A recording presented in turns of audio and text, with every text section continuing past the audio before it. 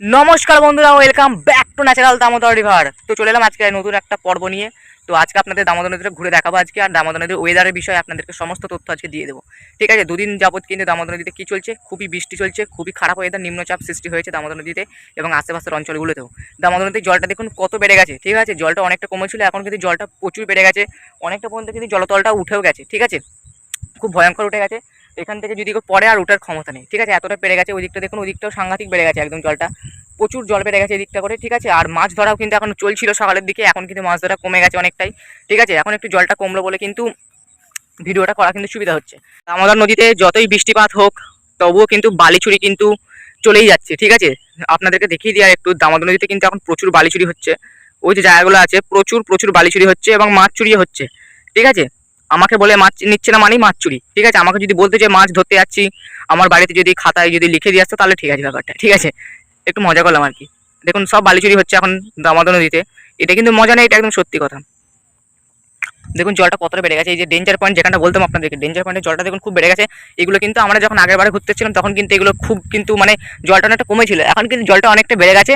আর সাপেরও কিন্তু প্রচুর আনাগোনা হয়েছে। ঠিক আছে, এই হচ্ছে ধান জমি, কত সুন্দর সুন্দর ধান জমি, চারিদিকটা শুধু ধানে ধান ভরে গেছে একবারে।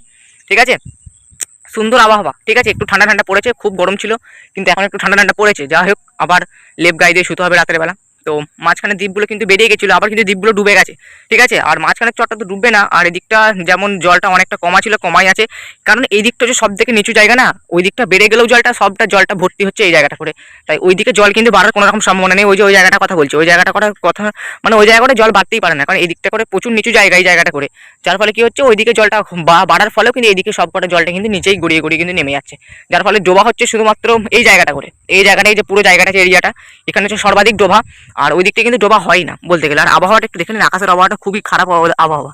ঠিক আছে, কবে যে আবহাওয়াটা কাটবে তার নাই ঠিক। এই যে দেখুন আবহাওয়া।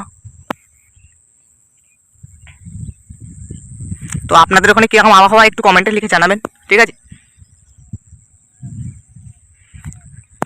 খুবই ঠান্ডা ঠান্ডা হাওয়া দিচ্ছে, হ্যাঁ কনকনিয়ে ঠান্ডা একবারে যাকে বলে আর কি। আর ওদিকে লোকটা কিন্তু ভাই ঠান্ডাই হোক যাই হোক, একটা লোক কিন্তু মাছ ধরেই যাচ্ছে। ঠিক আছে, তার কোনো ঠান্ডা গরম কিছু ব্যাপার নেই। ঠিক আছে, আর এখানে দেখুন জলের ওপরে ফেনা একদম উঠে চলে এসছে। আর ধান গাছগুলোও মানে আমাকে দেখে হাসছে আর কি, এরকম যে নড়ছে ধান গাছগুলো মনে হচ্ছে আমাকে দেখে হাসছে। ঠিক আছে, হাওয়া ওকে হাসাচ্ছে যে তোরাও হাস আমিও হাসছি, সেরকম আর কি। আর পাখিগুলোও হাসছে, পাখিগুলো কাঁদছে মনে হচ্ছে তো, হ্যাঁ আওয়াজ কক কক কক করে আওয়াজ হচ্ছে। ঠিক আছে, তো এই হলো ব্যাপার। খুবই মানে দামোদর নদীতে কিন্তু আজ যদি দুদিন যদি বৃষ্টিপাত হয় বন্যা সৃষ্টি হয়ে যাবে একদম বন্ধুরা, বন্যা হবেই হবে। দামোদর নদীতে কিন্তু বন্যা সৃষ্টি হয়ে গেল বন্ধুরা, এই দেখুন পুরো বন্যা হয়ে গেছে দামোদর নদী। এই জায়গাটা করে ওই জায়গাটা করে বন্যা না হলেও কিন্তু আমরা যে জায়গাটায় বেশি থাকি সেই জায়গাটা কিন্তু বন্যা হয়ে গেছে, ডেঞ্জার পয়েন্ট পুরো ভর্তি হয়ে গেছে। ঠিক আছে, আর এখানে এটা কি করেছে ভাই, এই কাঠগুলো কি করতে রেখেছে দেখুন বন্ধুরা, কাঠগুলো রাখার কারণ কি আমিও জানি না। ঠিক আছে, এই জায়গাটা করে আমাদের একটা যাওয়ার পথ ছিল, এই জায়গাটা করে এখন আর যাওয়াই যাবে না। যা গ্যাঞ্জ হয়ে গেছে, ওখানটা বন হয়ে গেছে, প্লাস যাওয়ার রাস্তাও নেই, কাদা হয়ে গেছে ওই জায়গাটা করে। এই জায়গাটা করে যাওয়াই যাবে না, নাহলে ওইদিকে যেতাম। আগে এই জায়গাটা করে আপনাদেরকে কত ভিডিও করে দেখেছি, এখন আর যাওয়াই যাচ্ছে না জায়গাটা। তো পরিষ্কার করতে হবে জায়গাটাকে একদিন এসে যাতায়াতের জন্য। ঠিক আছে, তো আজকের মতো ভিডিওটা এই পর্যন্ত, ছোটো ভিডিও করলাম। চ্যানেলটাকে সাবস্ক্রাইব করে দেবেন, ভিডিওটাকে লাইক করবেন, শেয়ার করবেন। চলুন আজকের মতো এই পর্যন্তই, আবার দেখাবো নেক্সট একটা পাওয়ারফুল ধামাকেদার ভিডিওর সাথে।